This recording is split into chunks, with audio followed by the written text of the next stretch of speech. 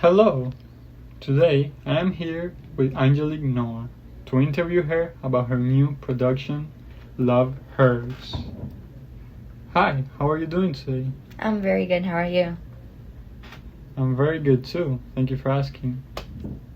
So, my first question for you is how does your product engage with audiences and how would it be distributed as a real media text? So, my product mainly engages with audiences through the suspense and following conventions of regular horror and suspense films. Since the beginning, we try to place the audience in a dark, outdoor setting where it's the park scene where they can be seen in the movie, which immediately kind of creates a sense of mystery and that fear of being in an unknown place. I also try to use a teenage protagonist because younger audiences were mainly targeted for this product, and I feel like they could relate better to the character and feel more intense feelings since they could see themselves on what was going on.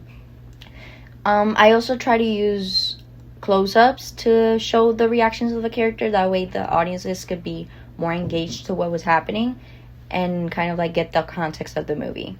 But mainly, I used a women protagonist because I wanted them to feel empowered and I wanted them to feel like women can do everything and they can be driven because they're smart and they're powerful. So, based on being a media product, I feel like the movie would be distributed mainly through digital platforms and streaming services, but also in social media because since the target audience is young adults, I feel like online distribution would be the most effective way to reach the viewers.